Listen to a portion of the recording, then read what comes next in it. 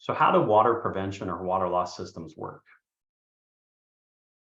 Here's a layout of AKWA's individual components. Now, you wouldn't necessarily use all of these individual components on a per strata basis, or pardon me, on a per unit basis. But number one is their main water alarm controller. So this would be essentially the receiver that is capturing data from a multitude of end units. These end units could be isolation valves, which is essentially number three and two combined. So two is the automated solenoid valve that shuts off the isolation valve. So it's mounted, number two essentially is mounted on number three. And if there's water sensed through a multitude of different types of devices, it's going to turn off the water and it's going to alarm at its panel, but it can also communicate through a communication system to simply notify either the individual owner of the unit. These controllers can be set up on in an in-building application. So one controller can pick up several hundred different devices. So you could have several controllers tied into one system. And if you have a concierge, or obviously the property manager, they get a notice or they get a notification that sensor 17, which relates to unit 302's dishwasher, it is detecting water and it's shut the water off overall. So some of the other components listed here, fairly straightforward. As I say, the water alarm controller. Well, there are some unique things like an occupancy sensor. So even without you being home, it could be programmed such that if you're gone for a long weekend, it automatically senses that there's no one in the vicinity, and the vacancy sensor turns the water off. There are different water sensors, so that's what number 6 is essentially. It's essentially a leak sensor, or pardon me, number 6 is the double sensor. Number 5 is an individual leak sensor. Some of this is just showing cable, cords, and different applications.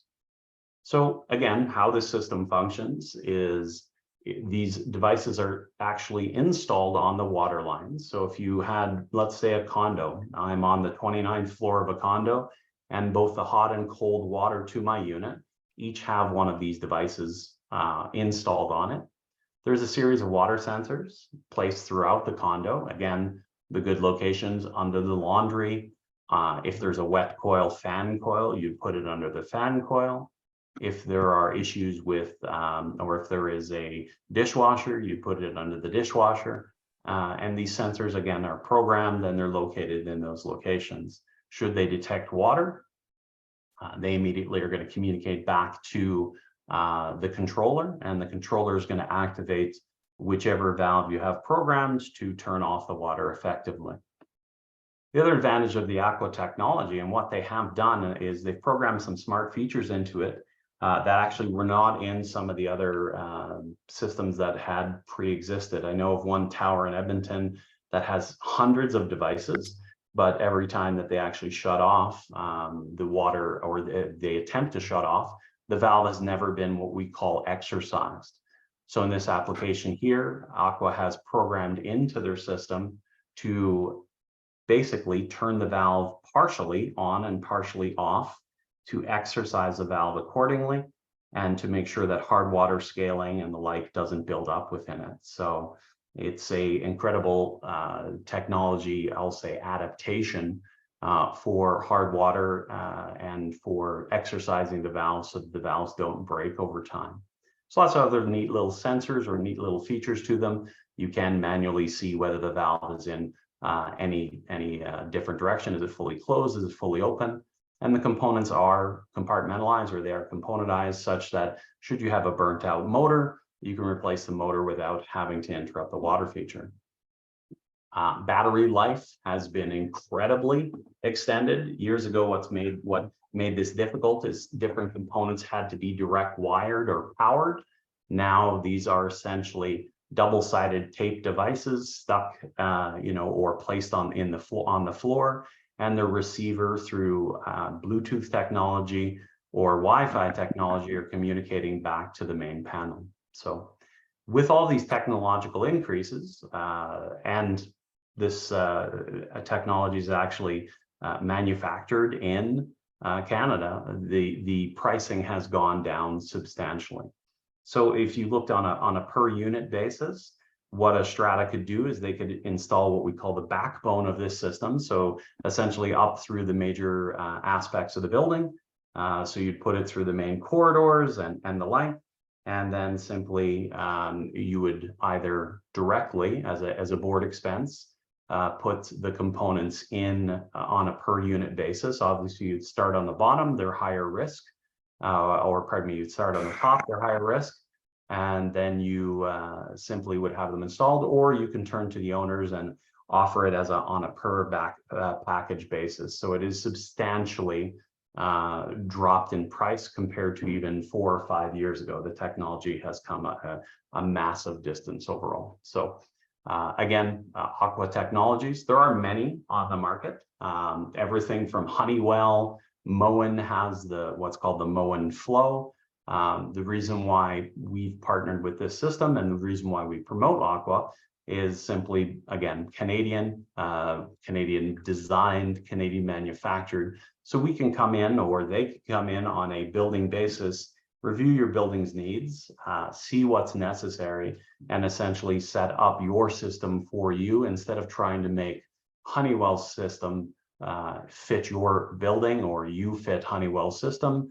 AKWA fits your building overall. So all of those components, neat little other thing that they actually thought of. Number 11, I always point out, it's called the detection ruler. If you are a plumber or you've ever installed some of these new dishwashers, you can't get these sensors underneath the standard dishwasher. So this style or this style, they're too thick. So the detection ruler is just that. It's a very thin piece of metal that has detection capability in it. So if water hits this detection ruler, it's slid right underneath the dishwasher.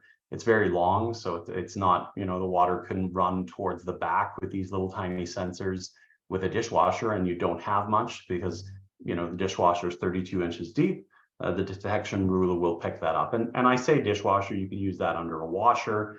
It just gives you that adaptation as an installer versus these two little pronged items overall. So AKWA Technologies, as I say, great components. So what I described to you is exactly how the system functions. So you have a vacancy sensor that can communicate with a water alarm controller. It can turn on and off different master valves or actuators.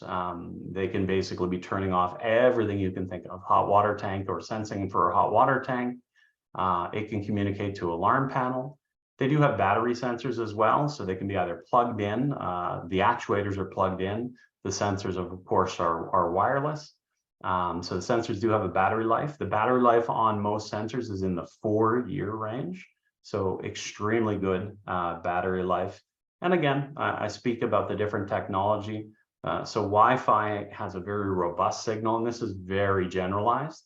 Wi-Fi has a robust signal, but it doesn't go far. With Wi-Fi, you would have to essentially put in what are called access points or repeaters, essentially. LORA, for lack of a better word, is a radio frequency. It's very similar to how bats communicate, not sonar, and no Batman is not in your house, but it's just improved the distance overall. So in these larger high-rise buildings, you can put in a LORA type controller, and it can pick up sensors that are quite a distance away comparatively.